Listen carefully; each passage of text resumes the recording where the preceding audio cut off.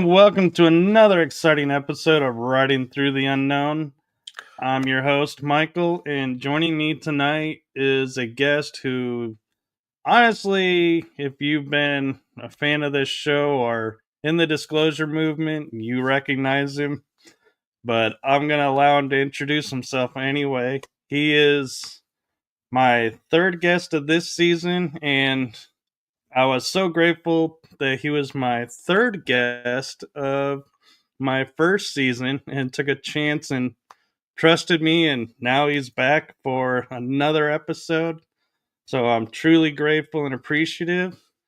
And without further ado, I'm going to allow Tony Rodrigues to share a little bit of where he's at right now. So take it away, Tony. Michael, thanks for having me back, man. I'm always happy to share what I can with people that ask, right? So I don't ever want to force what I've been through or my testimony or any of the info in my books upon people that aren't curious, right? So anytime somebody asks me to come on and talk, I'm very deeply honored and I'm open to sharing it all. It's hard to it's a hard pill to swallow to really think about some of the stuff that I've done and witnessed in my books. And so, like I said, it's just information that's not for everybody. Although times are slowly changing, we are moving into a world that I'll tell you what, it's moving faster than now than ever. It is, and I have to say, you have a fan in the chat room already. Brett Berg is saying hello. We were chatting just before we started the show, and he said he's read all three of your books. That's amazing. That's great. That's great. I love the support. And the first book, we put a lot of work in. It took a very long time. The third book, the last one I did, although it has a few grammatical errors and layout errors in the book, has a lot of great research and I put a lot of work into that information in Beyond Sight. That's about remote viewing and about the program I was in and where it came about and some of the receipts and the paperwork around it and psychoenergetics as a whole, which I think a lot of people are unaware how far along and progressed they were. So I'm very proud of that book. So thanks, Brent, for popping in. And I saw Brent earlier today in another interview on a testimony for the flyovers at the GSIC, Galactic Spiritual Informers Connection in Denver. We had a UFO flyover. A lot of people were witnesses, and Brett came in and gave his testimony as well. It was really awesome. Very cool. And he was sharing with me that he saw you and Danny earlier. And so I was like, that's really cool. And when I clicked on his page, I saw the GSIC, and I was like, I was at the first one in Florida, watched the other two on live stream. And I have to say, with your presentations, I find it really interesting how much information you can put in, but you put it in a way that doesn't overwhelm the person. And I'm also a little bit surprised with the emotion that's behind it, that you're like able to get through and keep going and keep everyone's interest. Thank you. When you're the one presenting, you don't know how it's going to go over, right, with the audience. I'm putting it out there. I don't really know what I look like or what my presentation looks like to somebody, especially that's never heard it before. But I think that a lot of testimonies that have come forward in the recent years, a lot of testimonies really don't have put an emphasis on proving their account.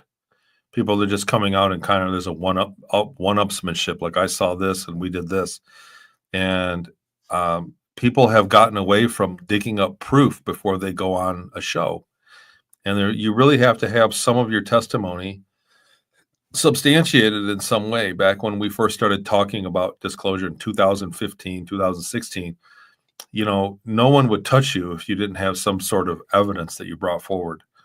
And we've really moved away from that recently, and I think it's a dangerous precedent. And I think a lot of people, and I don't think people are being deceptive. I just think that there's no emphasis on digging in evidence. And some people have evidence of remote viewing or clairvoyant sessions. They pay a psychic or hypno session, and a lot of that stuff is supportive evidence, not definitive evidence. And I would just love to see more people just put a lot of work into it and say, look, this is what happens. Here's how it happens, and go through that aspect that you just gave me credit for making it more understandable. Because when you talk about anything time travel, you lose the audience quickly.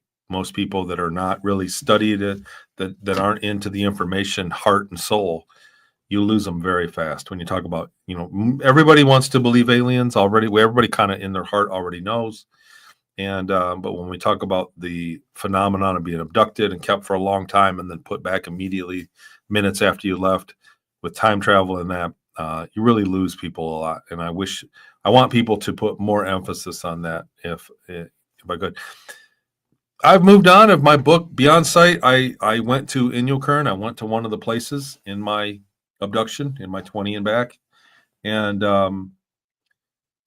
dug up evidence and created that book. And what really happened because of that trip, more it's good to see Penny here. More memories came. And when I really started researching what I had remembered, going somewhere, remembering somewhere is one thing, but then going back there and smelling it and the same humidity and the sun and the airplanes and everything started to really stoke up a lot of memories.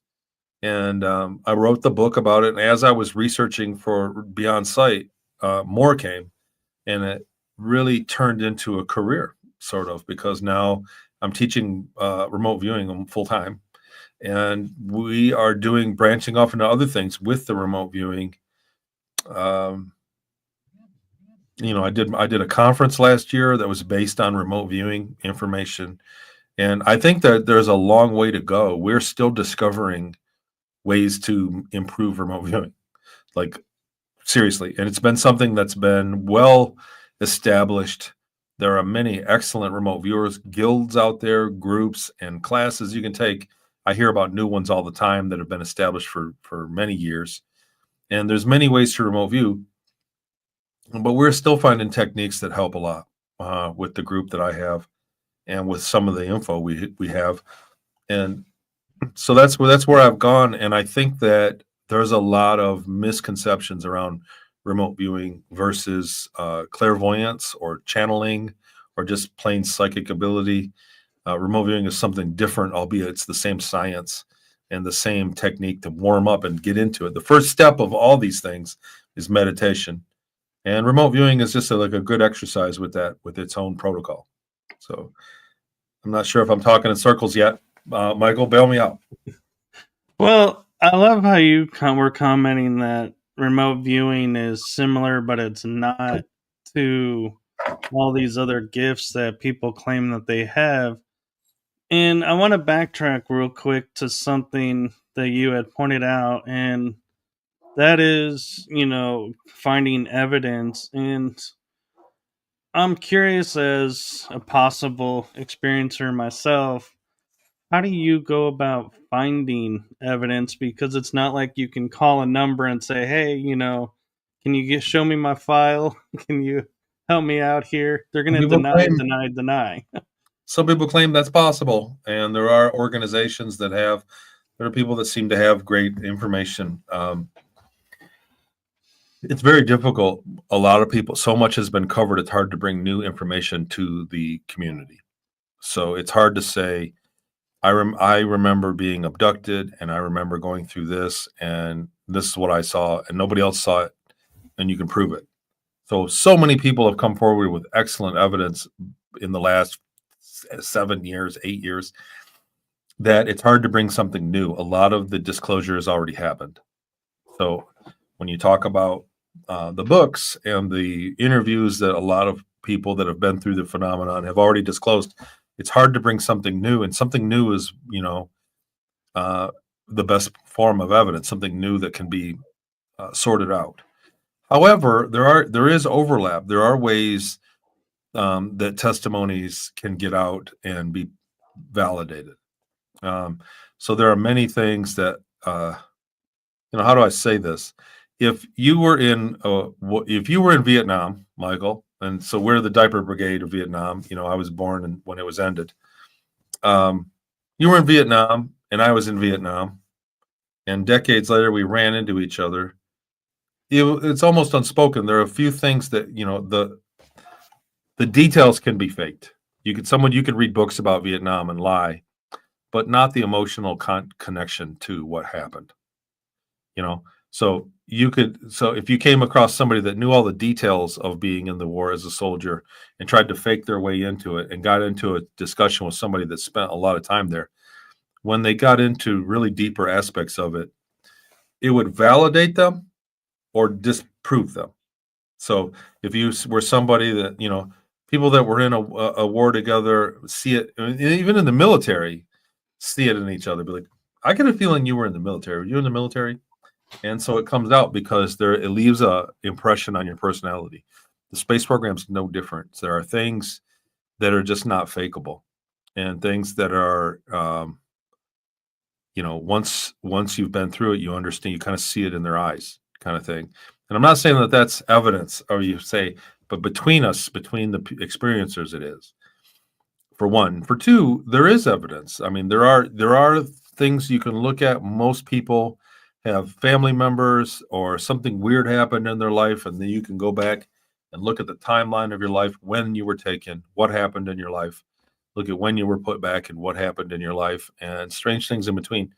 And there's usually a lot of overlapping factors that you can point out and present, as well as people can bring back technologies. So you were around technologies all the time. We have a lot of people that were experiencers that are developing technology around what they trying to keep up with Penny, technology with what they witnessed, what they lived with. So there's a lot of different ways still that are available to validate an experience up there. And I appreciate that, and that's a good way to look at it, because I always look at it as the fact it's a secret program, so you can't look it up in a book, and so it's like, well, how does one prove the quote unprovable that we think it is? And so I appreciate you sharing that. And going into the remote viewing aspect, like you were mentioning and everything, when someone comes up to you, and says, I have these gifts, is that remote viewing? How do you define remote viewing and distinguish the two, or So I meaning don't want to. gifts from remote viewing? I don't want to ever sound like I'm bagging on people for saying that they're not remote viewing when they're doing something else. I really don't ever want to do that. I don't ever want to bag around people that have come forward and shared their testimonies that don't have empirical evidence. That doesn't mean something didn't happen. And people that are psychic and have clairvoyant abilities, if they're not doing a remote viewing protocol, that doesn't mean that they're not seeing accurate information. So I want to be clear about that. Remote viewing has a protocol based on blind targeting. So the person that's doing the viewing has no idea what the target is that they're viewing, and that enables the proof to happen immediately. So it enables immediate validation of the target. You need somebody else. You cannot really remote. You can, but it's a difficult proposition to remote view by yourself. So if you're concentrating on a target that you already know what it is, there's front loading, and the data can be skewed. Somebody that's very psychic or very practiced at it. So the thing is, it's like a muscle. The more you do it, the better you get. And somebody that's been doing it, naturally clairvoyant and has practiced it along with most of their life, can project and remote view, albeit that's not what we're talking about when we talk about it. Someone can be clairvoyant and get great information about a target. But that's not remote viewing. So that's a clairvoyance. It's a psychic probe into it, and inherently has a lot of front-loaded data. So there's a couple hazards. One is that there's front-loaded data. You expect to find something, and so that trickles into the data somehow. Then you can't just reveal the target and prove that you were right. So it takes some investigation, and most people don't do that, especially when you're looking at a alien or space program target. There's really no way to go there and validate it immediately. The advantage of remote viewing with the protocols is that somebody else makes the target, and it's anonymous. You don't know who they are. That's a blind target. Then they hand it off to somebody else. It's a double blind target. So you have no idea what the target is, and then you sit down. So Michael, you say the target is, what's underneath the pyramid? What's inside Area 51, right? Boom, it's on the target. You put it in an envelope, and you put out a number on the envelope, or a words, or whatever it is, random symbols, a coordinate, and then you give it to somebody else, and then they give it to me, and I do the viewing, and I follow the protocol. And there's a protocol of steps A, B, C, D to go, and I whittle out the information, and then we do it to 10 remote viewers. And so out of the blue, it could be any target. All I have is a random set of coordinates, a number, and out of the blue, I put a disc shape, and then I say I see a Coke machine and looks like a UFO, like a big disc. I don't know, and like it's like a barn. And it's hot and dry, and I describe all these things, and I go, it's really super rainy, which might not be true, maybe overlay. I see foliage, but then somebody else remote views it, and they go, it's snowing, but I see a disc and a Coke machine. And then somebody else says, I see it, it's dry and sunny, and it's out on a boat, but I see a disc and a Coke machine. So you understand, we're getting the wrong information on some facets of the target, but we're getting overlapping information when a disc and a Coke machine keep coming through many viewers. And then you then at the end we just go, okay, we're done. That's all we got. What's the target? And you open the envelope and you go, what's inside Area 51? And every single viewing has a disc with other things that may or may not be there, but you have the overlapping. So that's really hard to argue at that point, that these people randomly all guessed the exact same thing. And the thing is, the more you do it, when you get people that are doing 40, 50, 100, 200, thousands of targets, they become very proficient at it. They become very, very proficient. And you start getting really confirmable information, so that you do so many targets that are confirmable. You do, what's the lamp in my office look like? And they draw a picture of my lamp, which is kind of weird looking. So over and over again. And then I go, what's the Eiffel Tower? What's the Statue of Liberty? What's the Four Corners Monument? And they always come back with a correct interpretation of the data, or overlap that is correct of each target, which has nothing to do with the other target. And then you ask them, tell me about the base on the backside of the moon. You have to then trust, when there's overlapping data, that it's correct. And so that's kind of how it works. And there's a big misnomer. There's a lot of people that are being lied to, being told that they're being remote viewed, when it's a different psychic phenomenon totally. And so, I don't know. I hope that answers your question. I hope that worked. It did really well, and it kind of triggered a memory of mine and I'm curious, if it's like a predecessor to this. Is my parents and I grew up in metaphysics, and so we would have a group of people over, and either my mom or my dad would cut pictures out of magazines, stick them in a manila envelope, and I would never know what's in it, and nobody that came would. And we would pass it around, and we would say, "Here, what do you see inside this envelope?" And try to see if we could pick up what's in there. And so, I'm wondering, were we kind of That's teetering exactly on? one of the protocols. I'm wondering where you guys got that from. I would be curious to ask them where they got the idea to play that. Yeah, I will. And we actually have a couple questions for you in the chat room. I'll take a moment and we can cover. Brett is asking, we hear the term 20 and backers, but Tony, you are a 30 and backers, so there must be 40 or 50, etc. So how do you determine the time frame? Well, the 20-year time frame was the technology that I went with, and originally they had sold off a leased off version in space to ETs that had a technology to make it possible to do another 10 years, like an extension, which is a crazy looking timeline, and it's very hard to explain to people. But that doesn't mean there's 40 and 50 backers. It also doesn't mean that there's not. So the technology that I was taking was capped to 20 years, and they said that if I was longer than 20 years, there was a high probability of having some sort of mental problem. So they capped it at 20 years as a safety factor. I think there's more, the same way that we have a nuclear bomb and then we have a hydrogen bomb. I think it's the same thing, where they have different forms of technology that do the same result, which is life extension.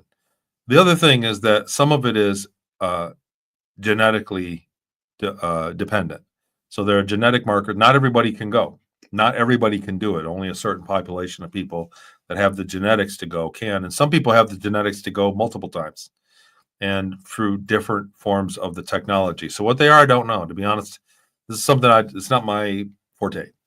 I know that the program that I was in was capped at 20 years.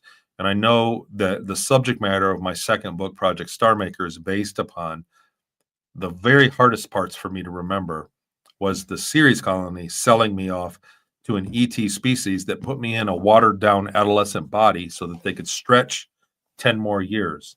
So a very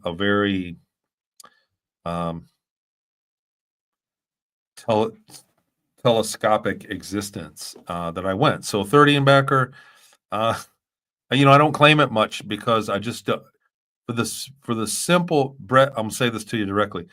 I don't go around saying it often just because I don't want to confuse the audience more than they already are. So because whenever I do a show and they talk about the time travel, I always get people that go, "Well, where were your parents when you were abducted for 20 years? How come your parents didn't call the cops?" And people don't understand that I was taken on a Thursday night, and I woke up Friday morning. I was gone for a short time, and I was gone for 20 years, 30 years when you add the other 10 on that happened. And the other thing is that those memories are very vague. So it's not a rock I'm going to die on. When I talk about Project Star Maker and that stuff, I remember those memories. And when we really analyzed them, they fleshed out. But it's also not something I'm willing to argue with. There's really just no evidence around it. So that's why it was in the second book. The first book has a pile of evidence that supports everything I remember in the first book. So it's something that I could stand with a skeptic and not look like a total jackass. So that's why they're split into two books. And so, Brett, like you're saying, there could be 40, 50 backers. It could be more. That could be a form of torture, to be honest with you. There's just a lot to it. And let's face it, the human technology doesn't take into account consciousness and how it relates to our surroundings at all. Human science doesn't give consciousness the time of day, and it should. Right, and I wonder too when we talk about like 40 or 50 and back, could it have been a 20 and back and then they just reinserted you right away and so it's like 40 but it's So too different. people in the programs, a lot of people that I've worked with, the experience looks like, and I know we got Penny in the audience, and she's could still be out there for all we know. She's an anomaly as far as a lot of her depth of this, and I don't have anything against it. So 55 to 60 at a time. So Penny is somebody that had very genetics that supported that, and she probably was the subject of radical technologies and the cloning. We talked about it before, but people that I've worked with, and there's a genetic limit. They seem to be more Caucasian people. They seem to be more like, you know, I don't want to say German, but Finland, German, Scotland, a lot of Scottish people. It looks like this. They're taken and they do 20 years and they get put back to the same time they left. Then they're back in their regular life for 20 years. And when they are longer, so if they're taken at 10 years old in 1980, they live for 20 years till the year 2000, and then they get put back to 1980 in the same body they were taken from and live there 20 years. And then in the year 2000 or 2001, they're taken again for another 20 years from 2001 to 2021, and then put back to 2001 and live that out. So they do 2 consecutive 20 and backs. That seems to be a popular thing for people that I have worked with when we really flesh out what was going on in their life and look at a full timeline.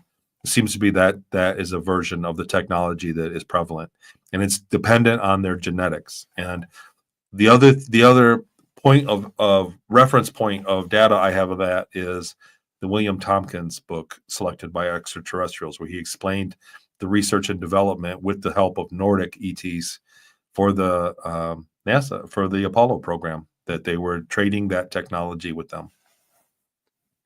All right, and I'm getting caught up with the chat room because I got a little sidetracked with listening to your explanations. And I do have to say, one of the things I appreciate about you and a lot of my guests is when you're asked something and it's in your repertoire and everyone expects you to have the answer and you don't, you sit there and say, I really don't know. And you're honest and authentic and you don't make up, because nobody would know if you did, to be honest. Because Well, I'll tell you what, though. Here's why. I'm not a clever liar, for one. For two, I have respect for the testimony, and for me to go out and lie on purpose and get caught in a lie would throw out all of the work I've done, the hard work I've done with my testimony, to say that this is real, and it's just not worth it. It really is. If for me to make up an answer and then get called on it later is totally not worth it. I worked too hard. I went through too much to get here at this point. So I really can't afford the lie. no, and I have to say, for my personal experience, you've kind of not only inspired me to dig deep and to see if this is something that I'm a part of, but also the courage to say, you know what, this I remember, this I've been told. I'm not claiming what I've been told. I'm claiming only what I remember. So, and a lot of people are like, well, but we need you to have memories. I'm like, I'm sorry, they're not there. And I don't make up or I don't try to force. And I'm like, because I look at you and I go, I view you as one of the first founding of, coming forward with these programs. And I'm like, if you have the courage to stand up and say, this is my experience, I know you've heard this, I don't know anything about that, then I have the courage to come forward and say, this is what I have experienced, I have memory of, and I don't need to make up anything. So there's a lot of different levels of people that have experienced it and been taken. There are people that only remember the contact moment. People that only remember an ET taking them and then waking up in a laboratory, and that's it. They don't remember 20 years. They don't remember anything. And then they see my testimony or others like me, and they go, man, that feels like what happened. And it's more of a hunch than anything. There are people that remember nothing, but still have a hunch that they've been involved. And they have witnesses or some kind of event that they remember of an abduction. And there are people that have a great deal of memory or fragmented memories. And it all makes sense that not everybody, you're talking about industrial grade memory deletion that they've given people that put them back. So there's also a very dangerous precedent of people that are getting hypnosis and they're being told that they were in a program, or they're paying somebody that is a remote viewing, and they get a report back that you were in this program and you were in the program, all these made up programs that I've never heard before. And they're getting told, because what they're doing is clouding up the water for real testimonies. It's not about selling you the lie. It's about tainting the truth. And so there is a very real effort of people that are being told falsely that they were members of the programs. And then they go around and parrot what they said and say, oh, that's that. And I always ask them, like, well, what do you remember then? Give me something. And if they don't have it, then I say, well, that's great, but you really shouldn't be writing a book on it yet. You need some sort of proof, a level of proof. And so there is a very real effort of people being falsely programmed to believe that they were in these programs. And it's something to be mindful of. So I don't know if that's for you exactly, what led you into you, but usually there's at least the intake event doesn't get erased. The first few minutes of contact is shocking and traumatic, and most people don't forget that. Yeah. Well, one thing I will say that kind of resonated when you were telling your story for me, that it kind of made sense, was like being a small child, and before we had moved to the state we're in now, we were playing a trivia game, and I think it was even biblical trivia. And my mom goes and says, "How many hairs are on their human head?" was the question, and I just threw a number out, and they dropped the card, and it was like silent for like 2 minutes, and I was like, "What?" I had hit it exact. And I'm like, what elementary kid knows how many hairs are on a human head? I was like, and so I started noticing scenarios where I had knowledge that I couldn't explain why I had. And when I heard your story of, going and living this life and sometimes having bleed through of memories of something, I started, to wonder. I was like, all those little nuances that I knew that I shouldn't have known, was that information I gained from another timeline that I was able to, yeah. It could And be. so that's what got me started. And then the fact that your experience was, I believe, was it 6? 10. I was 10. 10, and mine was 2. But I was like, still, young age. I had a unique experience, and I'm still uncovering more about that. And so I know I've said it before, but I do want to take a moment and thank you for coming forward and standing the ground and being the beacon of light and truth, and standing up for that and not allowing people to suppress it, so to speak, anymore. Thank you, Michael. I didn't have it in mind. I didn't know. The truth is, when I first started telling what happened, when I got my memories back, I just thought I was doing the right thing. I had no idea what was going to happen because of it. And there have been really good things that have happened and really bad things. And so, I just didn't want to take it to the grave. And I felt like it's something important that people should know exists. So the reason they get away with treating people badly up there is because they think everybody's going to forget what happened to them. And so I'm an anomaly, or somebody that does remember, and my testimony is there. They can't say that anymore.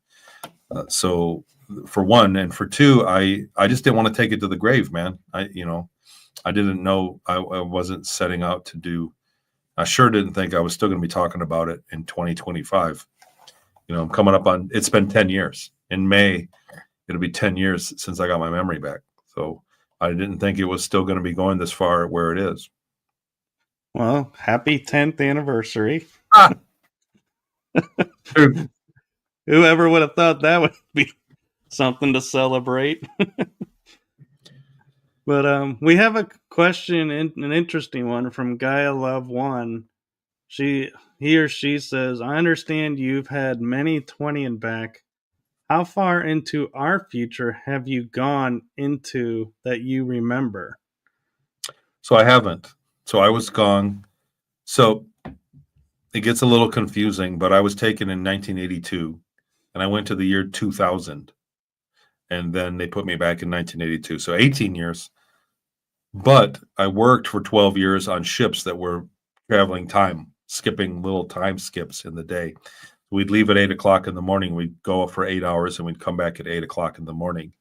And when I did the math on all that, it did work out to about 2 years. So it was 20 years for me, but 18 years as the crow flies, so to speak, from 82 to 2000. So there was a time in the 90s when I knew about the Stephen King movie, Dreamcatcher, because guys in the cargo bay had bootlegged it and told me about the toilet scene where the monster came up to bite him. And we were always afraid of it. I didn't know why. And I knew about it before it happened. And when the movie came out, I went, oh my God, this is what I had remembered the guys telling me, but I didn't have a context of when it happened. When did that happen? I didn't know. I thought it was a dream or something. But no, I haven't been into the future, and I haven't been on many a 20 and back. I was taken, and my other self existed from 1982 to 2000-ish. All right. And Iron Bear, I'm not sure if he's got a question here or if he's just making a statement, but it says, "Would that be the program's version of stop loss time?" I think that's the military term. I'm not sure. I'm not sure what you mean by that, Iron Bear. I mean, I'm not sure if that's a yes or no. I'm wondering if he's talking like we're talking about being able to go 20 years and then back in one evening or 5 minutes, as some say, if that's a stop loss time. But I don't know anything about the military having that, to be honest. Yeah, I don't either. That a lot of there's asking about the 30 and back stop loss.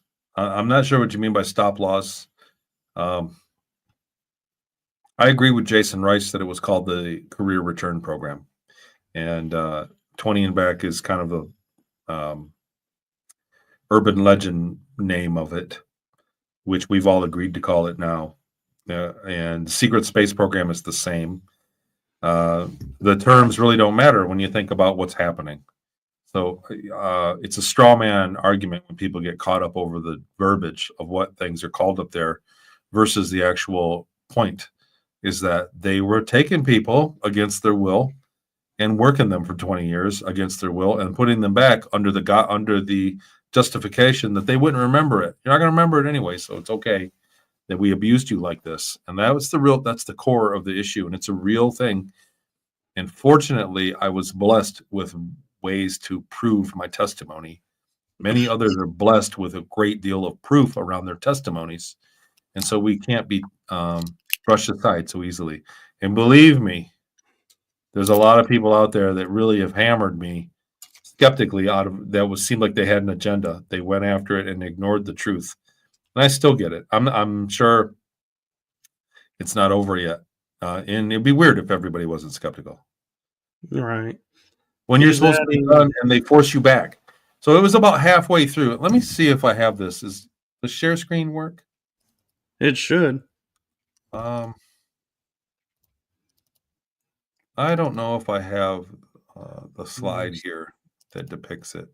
Here it is. Yes. So, there should be a button on the bottom that says present and then share screen.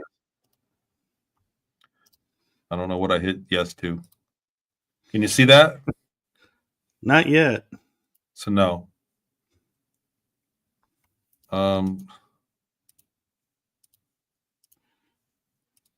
There it is. That. that's the timeline that it looks like. So I was taken in 82, woke up in Inyo Current in 82, April of 82 till December of 82. Then I was in Seattle, then to Peru for from January 83 to 85, then back to Seattle, and then from 85 to 87, and then the moon, then Mars, then Ceres, and then in around 89, taken out of Ceres and sold off to an ET species, and Project Star Maker happened. Those 10 years happened. Then I went back to 89, finished out that time to 2000, and then back to 1982. Maybe I should color code this and show that, but that's how I remember it. That's how I remember things. And then I lived to 2015, and all the memories came back. So that's kind of what it looks like. Whether that's and it's it's interesting too, because in science fiction, they make time travel seem so easy. Like Star Trek, you take a ship around the sun at a certain speed and you can traverse time, and others, you go fast enough, you can traverse time. And so it seems like, science fiction has made it this so called easy topic that just eludes us. And then when we talk about actually experiencing it, everyone's like, no, that's impossible. And it's science like, wait a fiction minute. made it look comical. That's why science fiction made it look comical. And all of it does. They make jokes about it so that you don't want to talk about it. They really added that factor onto ufology, and it worked. Gangbusters. But the ability to travel great distances in space also gives you the ability to travel great distances in time.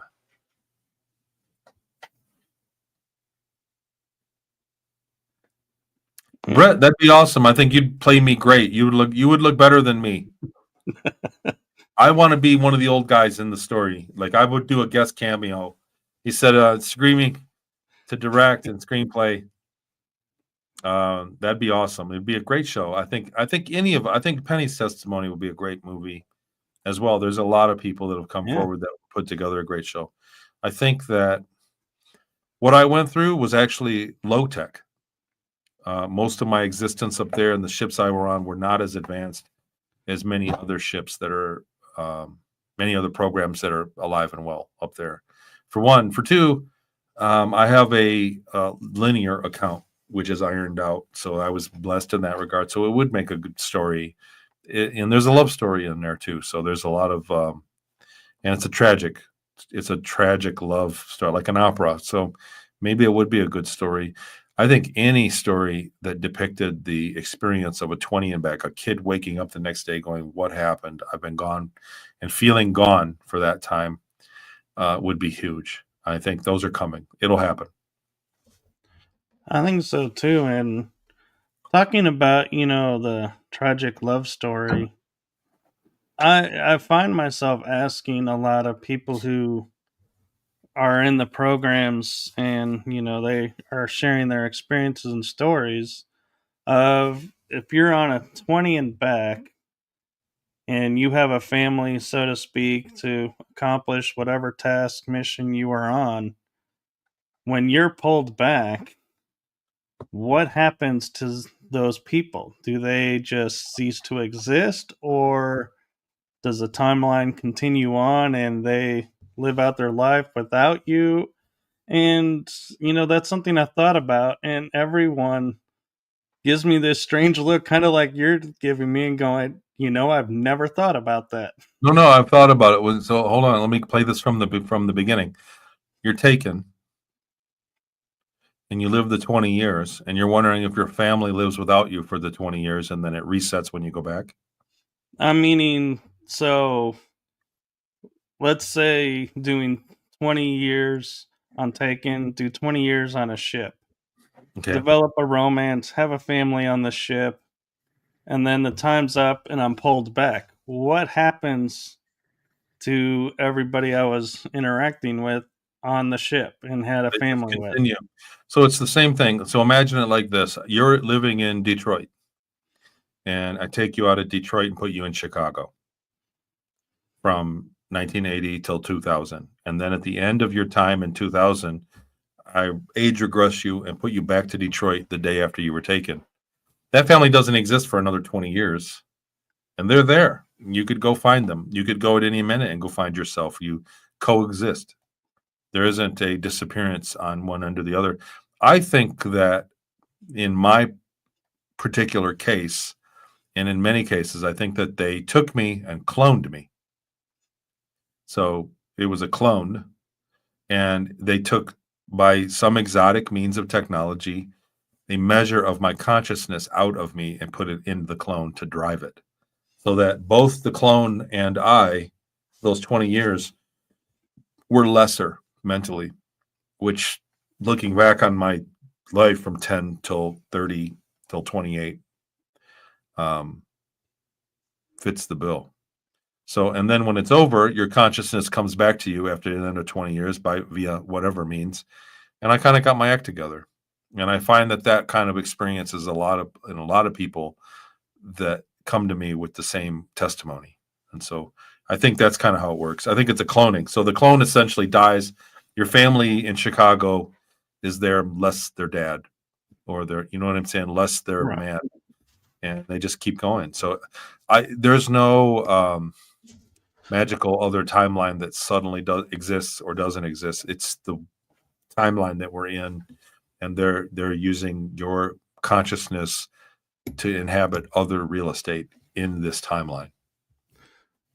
So I have an interesting experience, and I'm curious, talking about the fact they can clone people, and while they're doing everything, is my mom had hurt her shoulder, so I had to go to the store to pick up her clothes that she had ordered, and they knew me there because I had gone several times. And this particular day, I walk in there, and they all their jaws drop, and they're looking at me, and I go, "What's going on?" And they go, "Did you forget something?" And I go, "What are you talking about?" They go, "You were here just 10 minutes ago. You literally just walked out the door. So, did you forget something?" And I was like, "I literally just pulled up. I don't know what you're meaning." And so they were like, "Well, then we've seen your doppelganger." And Could be. I'm wondering, could the doppelgangers be our clones operating? And would they operate so close to where you are? So definitely not. So these programs are not failures. So these are people that do their job extremely well. They would definitely not expose you, especially if it were in some kind of medial way, where you would walk into a store and just get a candy bar and walk out like that. I don't think that would be a policy that they would do. I think there are laws around it, and they follow rules. And these are people that do not make mistakes. We're used to government agencies being terrible. We're used to thinking that official, even the military, there's some incompetence. We are used to seeing government agencies and military things be incompetent. The secret space programs are not incompetent. When they get it done, and I don't think that something like that would happen from a program unless there was a very good reason. Okay, so, but you do think the doppelganger effect could be clones that are, but I the don't fact know. that we were close was an anomaly, but the fact that they exist could be. My first wife was really terrible at telling people apart. She was always watching TV and she'd go, "That's that one guy. That's George Clooney." I said, "No, that's not. It's not even close." She just didn't have that ability. I'm not trying to Well, brush aside what you said, what anybody said. I wasn't there, but I'm saying that a lot of people, it's a skill that some people don't have to recognize faces, and we do. I've had people tell me they saw me places, and they said, "Man, it was a guy just like you." I'm like, I wasn't even in that state at the time, and they go, "Man, it was a guy who looked just like you," and oh, what can you do with it, right? no, I appreciate that because I didn't think about, people not being able to discern, especially if it's a really fast, In the chat, view. some people are like that. Like my first wife did it all the time. We would watch TV. We watch these B class movies, these B grade movies with completely unknown actors. And she'd go, "Oh, that's that one guy. He's really famous." And I said, "No, that guy's not." And I always look like a dip, but I was just being truthful. I'm just trying to say, look, I'm not going to lie about you so you feel better. Uh, Yeah. that is not a romantic quality that I have, but I try not to lie to make people feel better. I think the truth is respectful. No, But she and just didn't have that ability, not one bit. right. And I think it's funny how we do that we'll see somebody go, "Hey, that's that guy." Like everybody's going to get that same clue that you got. They're just like, "Yeah." It's like, and we sit there and we get frustrated when we're like, "How do you not know that guy?" And it's like, I Yeah, know a that is lot of not guys. Brad Which Pitt. That is guy? not Brad Pitt, right? Um, so other people said bilocation. There are things that happen. Let's face it. There's a lot of technology and things we don't know about. However, it has to justify it. So a lot of people yeah, I don't believe in timeline shifts like that either, to be honest with you. There's a lot of things that are real. There's a lot of things that are real, like bilocation and timeline shifts. However, these are things that are very, very rare and not happening for the general populace. So it's not happening everywhere. So every black helicopter is not the military stalking you because you posted something on Facebook. So there's a lot of people that want to associate things, and I'm not saying it's hard, it's difficult, because that doesn't mean it doesn't happen. There are targeted individuals, there are people, there are black helicopters that follow people for certain reasons, but not every black copter is following you. And so not every time you see somebody that looks like you, it's a bilocation from another dimension and a timeline. So it seems like we're pulling a lot of things just to justify proving what we know is true, Right. And is that it we've could been lied be, to about a lot of things. and I've seen helicopters where it's black on one side, but the other side is black, but it has a mark on it. And you're like, yeah, if you're only seeing the one side, you're going to be like, "Oh, I got a black helicopter following me." Well, no, you just don't see the other side where it marks who it is. I feel like I'm trying to be the voice of I'm intend my it's my intention to be the voice of reason, but I feel like I'm being somebody that people might take as like trying to debunk everything, and I'm not. I'm really not. I just am simply saying that not every cloud is a spaceship. And a lot of people just want, and it does us no good to assume that every cloud is a spaceship. It just clouds up the water for people that are giving real testimonies and real things that we could use to disclose with. So we could mount and pile up a case of these testimonies that have credible evidence, credible eyewitness accounts of technologies that exist that we could go together and do this. And then you've got a bunch of people saying that every cloud is a spaceship that sits there all day. And so it just kind of ruins the whole thing. And we have plants in the society, in our community, that do that on purpose. We have people that are telling people, you are a super soldier and you were in this war and you were in this program and you were this and this and this and you're the commander of all these people. I saw it in my remote view. Here's my pictures from the AI thing. So these have come out by the hundreds, and what it's done is it weighs down the movement. And it's worked gangbusters. It's the same thing they did with ufology. We've had credible pictures, credible witnesses, and credible evidence of ufology for where are we at 25 75 years, better than 80 years. 80 years we've had pictures of UFOs. We've had people telling us correct things about anti-grav, about the ETs, all of it, and it's been swallowed up.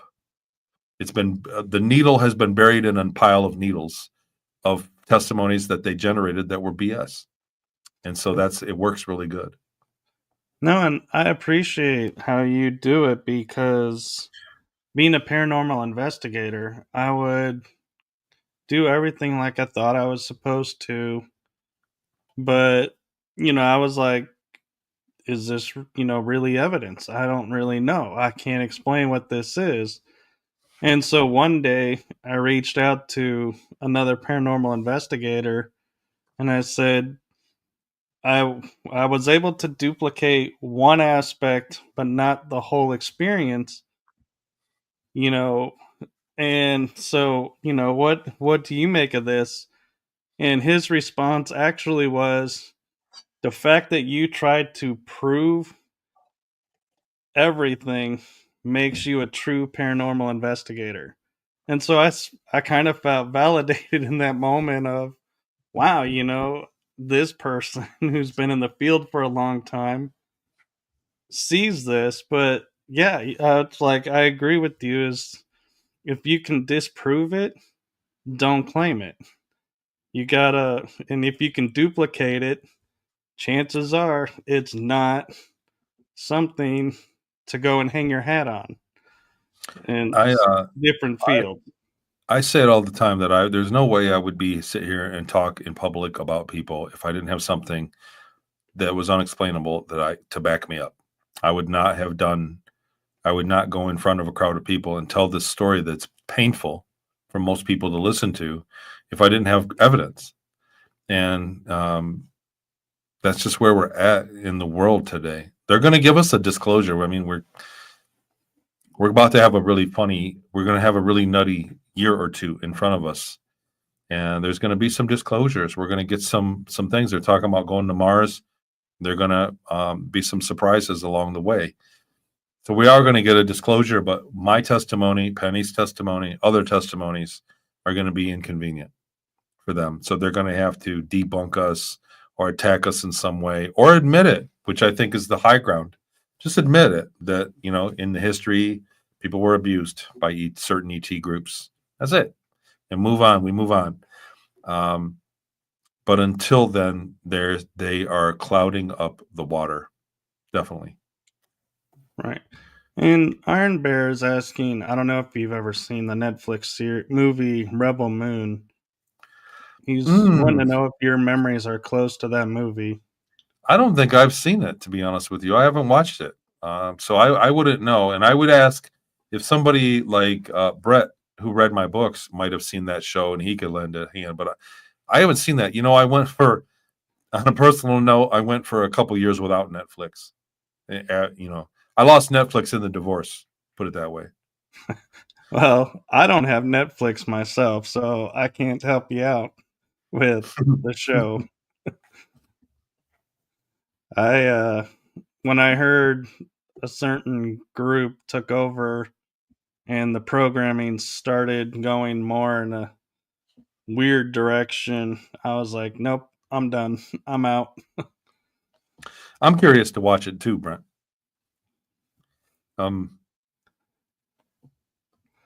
Yeah. Yeah, 1890s, I think even beyond that. The Nuremberg wood sculpture carving is from 1575 or 1579. And that was a space battle over the town of Nuremberg with spaceships that showed up and began fighting each other. And there were thousands of witnesses. Yeah. Oh, Penny says it's very different from her memories. So I'm not sure. We'll have to find a way to watch it. But, it's interesting. We're at the hour mark. Do you have time to go a little bit more? Yeah, I'm fine. I'm fine to talk. This is enjoyable. We're talking about like UFOs and, how they've always been around. And I find it interesting when we go and look at like Middle Age art and Renaissance art, and you see clearly a disc beaming light into a room on certain paintings and going, how in the world have we, for a century almost, looked at this painting and no one's ever said, hey, look, there's a UFO? Yeah. Well, it was just accepted. It wasn't a UFO until the 40s. Everybody believed in UFOs. My mom had the benefit. My mom was born in, I think, I don't want to say, it's rude to speak of a lady's age, but she was young when it was not unacceptable to say that you were a UFO witness. She read the newspapers the flyover of the Capitol with discs. There were credible people. It was real. It was in the newspaper. They covered it. Once upon a time, we actually had real media in the United States at once. Right. And there was a time before they covered it up, before they went back and began the cover up. And I don't know. I forget where I was going with that, other than it was real. And my mom used to tell me about it when I was a kid. Like, look, they're real. ETs, people see them all the time. And we used to have discs. They were in the newspaper all the time. Then all of a sudden, in one day in the 50s, it all disappeared. And then they started making fun of it and making it where if you saw a UFO, you were crazy or a nut, and to make fun of you. And there was a real time for that too. So we are just generations down the road from that, and it looks like it's always been like that. But there was a time when there was real coverage. Right, and not only did they try to make it a mockery, but then they came out with like War of the Worlds, and we're like, now we want you to be afraid of these discs that were just hanging out, so to speak, and not really doing anything. Now it's, oh, they're coming to invade. They're scouting us to invade us. And The whole fear programming is very, very effective and very real. It changes your psyche and makes people subconsciously shoot themselves in the foot and indecisive, and it works. So there was also a time when fear wasn't prevalent in media, but now it is. yeah, and I kind of lost faith in the media, like news systems during the Persian Gulf Wars, because I had the fortune of seeing a bunch of troops about to go to Iraq at an airport, and they all were smiling, laughing, cutting up, and in my mind I'm going, you guys are going to hell on earth. How are you in such a good mood? And I finally got the courage up and went over to them and said, thank you for what you do. And they said, well, thank you. And I said, I don't know how you guys are smiling knowing what you're going over to. And they looked at me and sat me down and said, look, I'll be honest with you. The news media, I don't know what they're talking about. We get one IED a month, if that. We spend more time at schools. We spend more time helping the people there. And so, yeah, we don't understand what the media is talking about. And so, in that moment, it clicked in me, I got to stop watching the news because it's not true. Because these soldiers had no reason to lie. Even the local news, if you've ever watched a car accident and then saw it reported in the news or a robbery or something, they get all the details wrong. It's almost on purpose. Like even local things that are insignificant, they give all the wrong details. It's wrong across the board. I kind of want to mention some stuff that I'm working on these days. Yeah. So, what projects are you working on? So I started a website called scion.com, and I am working on a learning company based on the experience that I had on Mars when they trained me. So when they put me through school in the secret space program, I remember kind of how it worked. And I've been building a software company to use that model of learning. It's called Maple Street Learning. It's adaptive media. So it provides you with media. And as you sift through it, as you go through the lesson, the media that you're better at, you respond better at, it feeds you more of. So some people would rather read, some people would rather watch a movie, some people would rather just see a picture and a small audio, etc.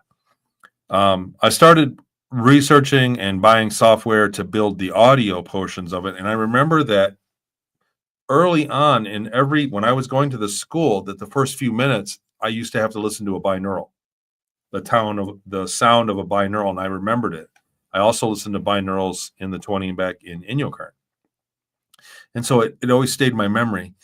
And I started researching binaurals to put into the software, to incorporate into the software for Maple Street Learning. And what happened was, working in conjunction with a guy named Dan Winter and Dan Willis, friends of mine, I learned a lot about the science of the harmonics and how they work in terms of the brain waves that enable psychic abilities. And so I've made a bunch of binaural products that have binaurals, bilaterals, and isotronic sounds. So it works whether or not you have headphones on. I put white noise or brown noise, music, and subliminals. So people have, a friend of mine he's passed away now. God bless him, a guy named Gary Hampton. I loved him. He worked in sound.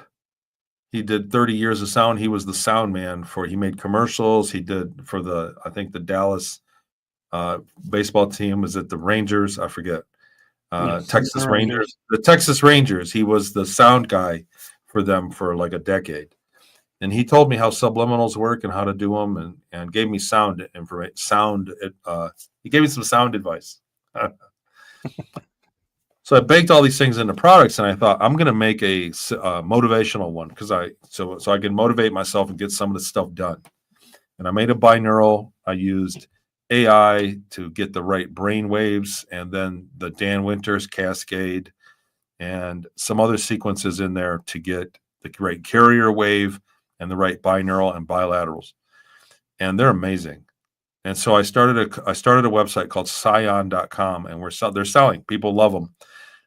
They're a little pricey, like some of $30, $40, $50. They're like a half hour. And I'm coming up with a whole slew of them.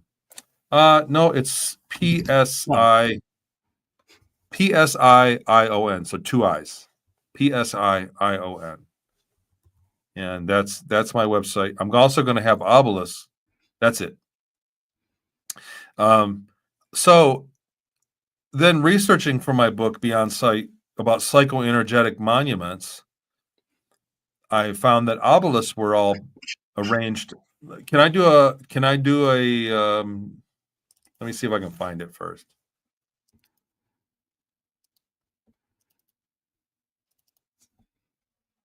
Oh man.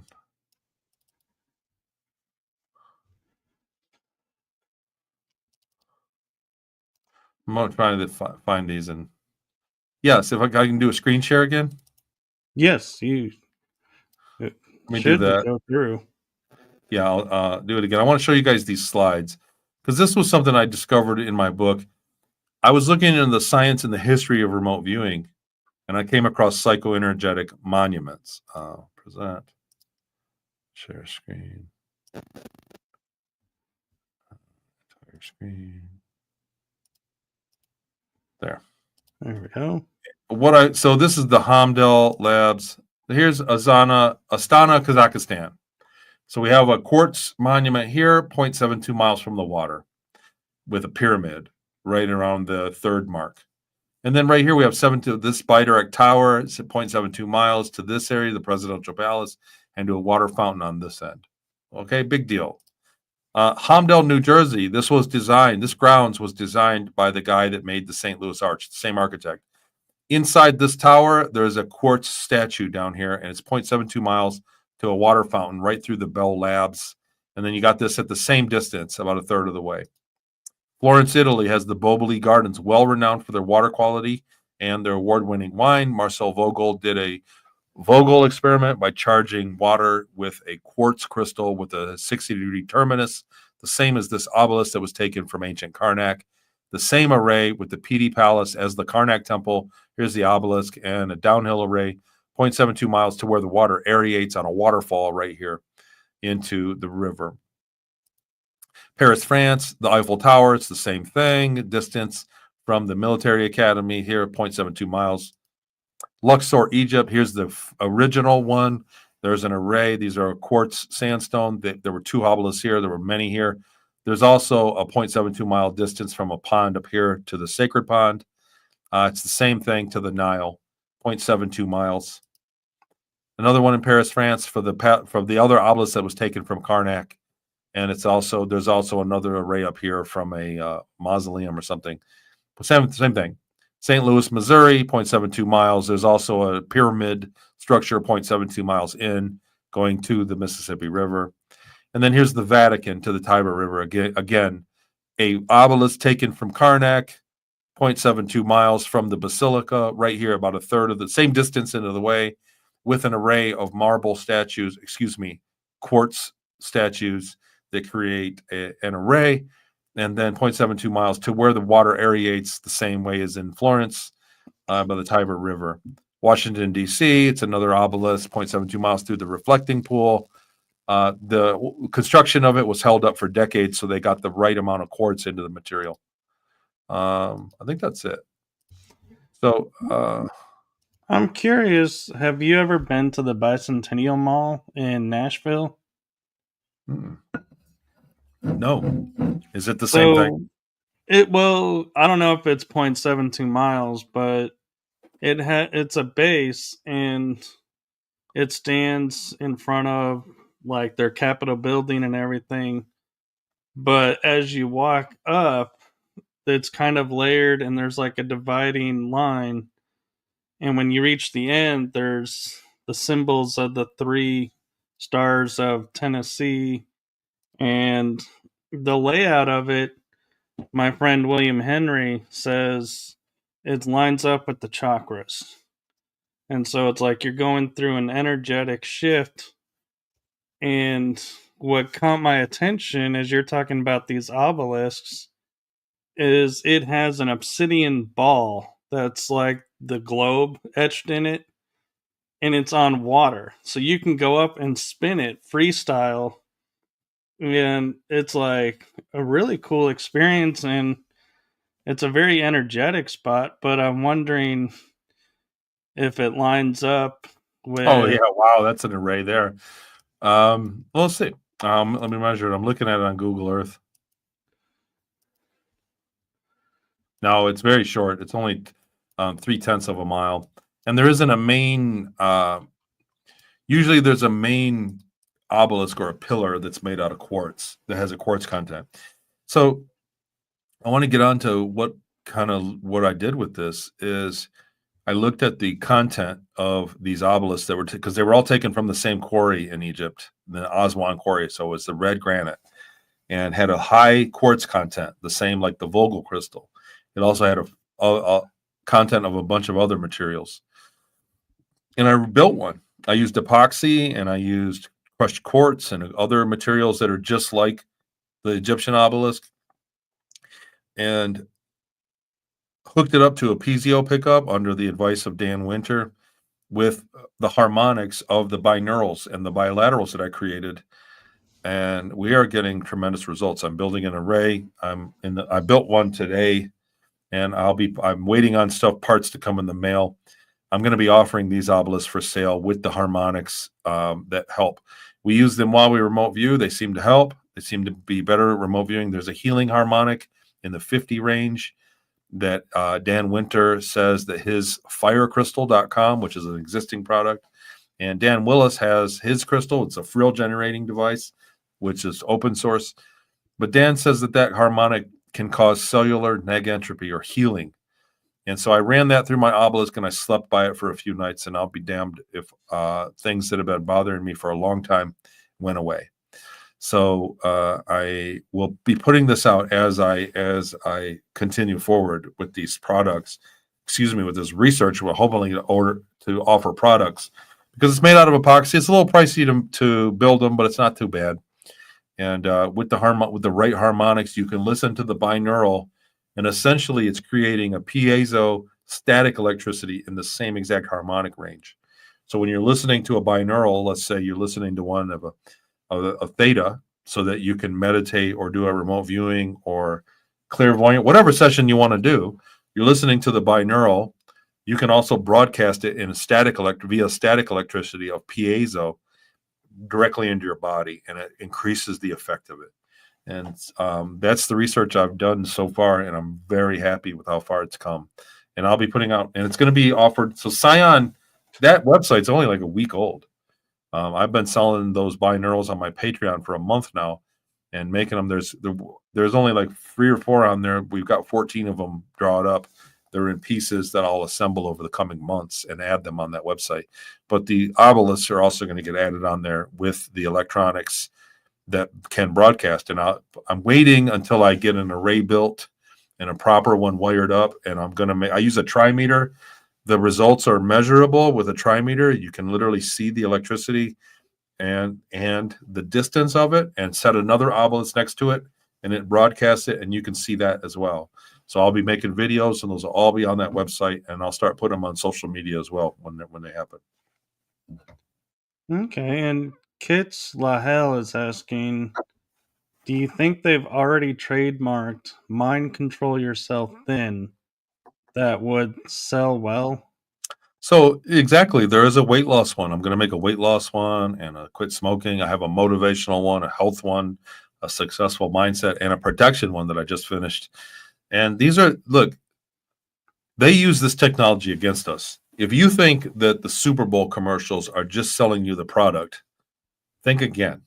So there is subliminal high-tech programming. Every time you see ICE in television, they say it's a subliminal message in there. They're programming you to not only buy products when they say, but to believe things that they say. This is why people giggle at UFO. They've been subliminally programmed through many forms of media.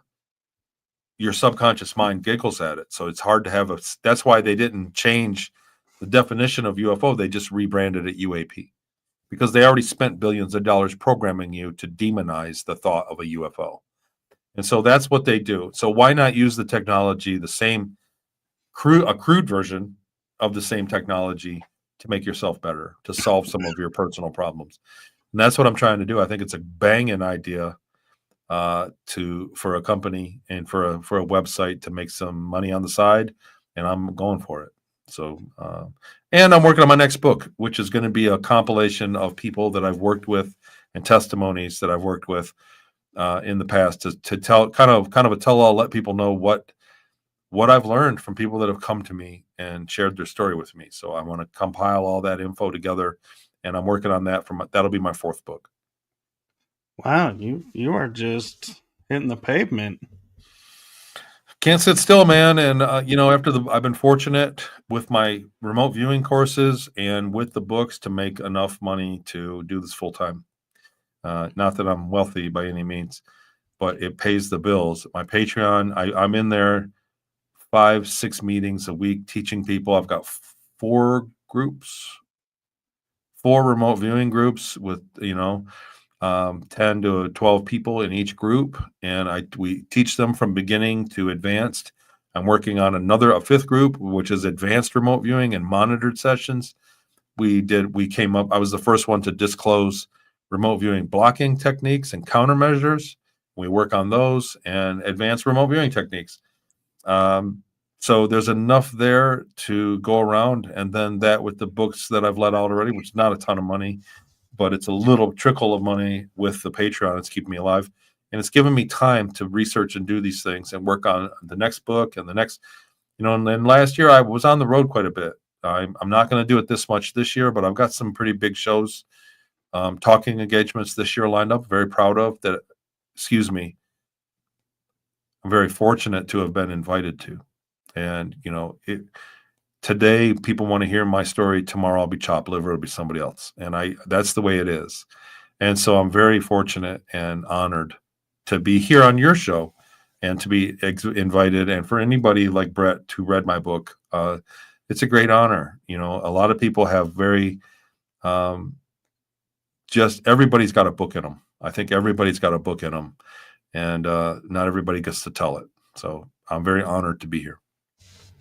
Well, and thank you for that. And Gaia Love One, she has an interesting question or comment is, I've been putting binaural music for my pet, and it got me thinking, we look at healing ourselves, but what about I like to call them fur babies or birds or any pets that we have?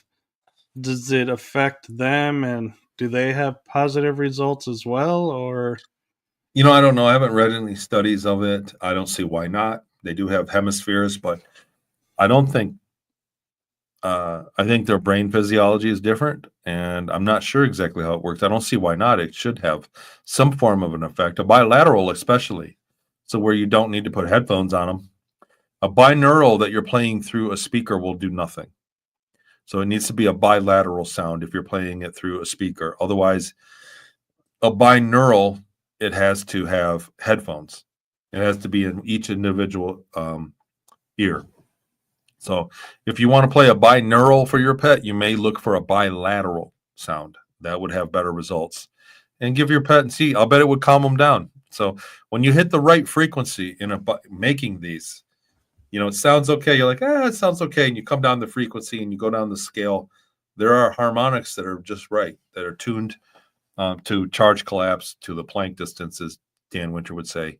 And when you hit those harmonics, you go, and it's soothing and it feels really good. And so that I don't see why that wouldn't help an animal or a plant for that matter. I think that plant life is just as conscious as any other life.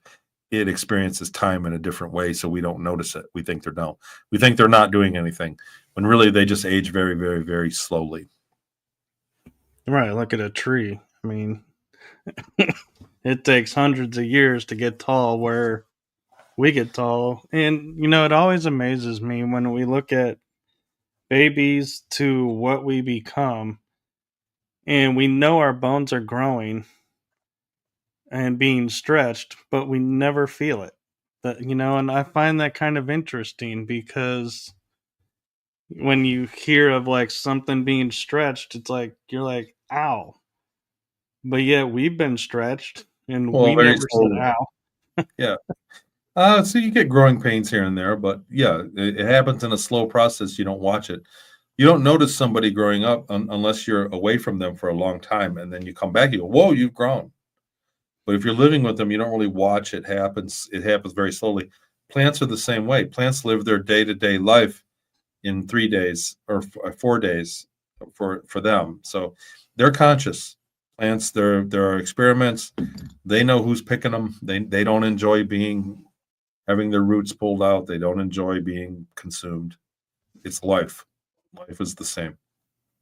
I agree. And I have a question for you, and I don't know that you've ever may not have put it together or looked at it in this way, but a lot of people now are starting to talk about like quantum healing and like med beds, quantum AI healing the body. And you mentioned how your device using the bilateral can do that. So is your device working on the quantum level, or is that disinformation that we're all being told that So, we don't look at? when you talk about quantum level, that's another term like remote viewing. I think that's being misinterpreted. Yes. So the harmonic works when we talk about charge collapse or a sound wave or a harmonic or a light wave for that matter. When you think about it, standing in a field and yelling, "Hello," that sound goes out and dissipates and becomes smaller and smaller. That wave becomes smaller and smaller. Okay.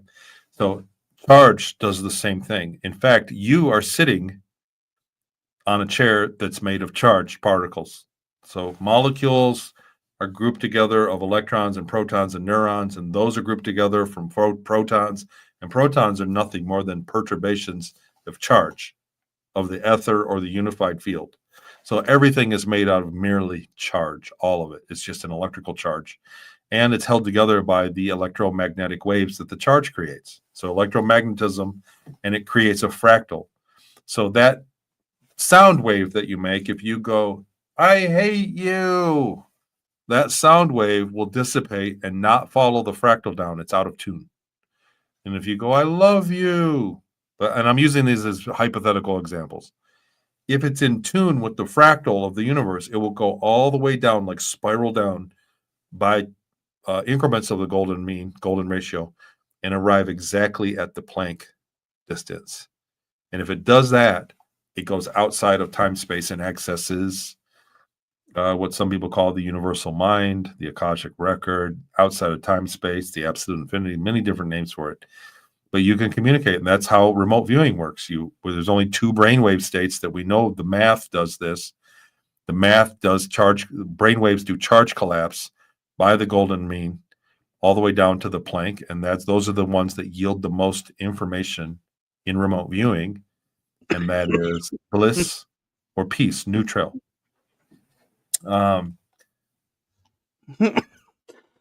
Dr. Sorry. Penny, I'm not sure. I'm not sure about Dr. Fried. I mean, I'm unfamiliar with those people. Yeah, my book, Beyond Sight. And then you can have a look at Dan Winter's page and then Dan Willis's page. Dan Willis has a page. Dan Willis is plankfire.com. PLANCKPHIRE.com. And that'll get you started down the rabbit hole of charge collapse. So, I think I spelled it right. yes, you did. I'm learning. But anyhow, that charge collapse works. It holds up. There are people in aerospace that use the same math. There's a lot of sciences that work with this, and remote viewing is one of them. So these nodal points come into play, the charge collapse and the brain waves come into play. Light waves do the same thing, sound waves do the same.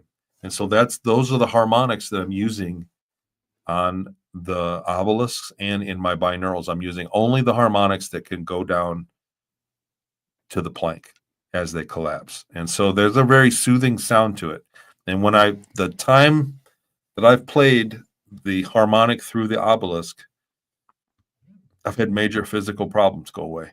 So, I'm just one guy. It's not clinically tested. I'm not trying to offer medical misadvice or anything like that, but I'm telling you that there is an effect. And so I'm measuring it. I'm trying to get the science together. And when I'm ready, I will offer them for sale through scion.com. Very cool. And last question, because I know we're getting close to the cutoff time already. Wow. I'm just curious, your personal opinion. Do you feel like the fact that with the leadership we have now, the Space Force is going to block Project Bluebeam from happening or lessen it? Or do you think it's just going to allow it and let people, quote, see the movie and decide their own?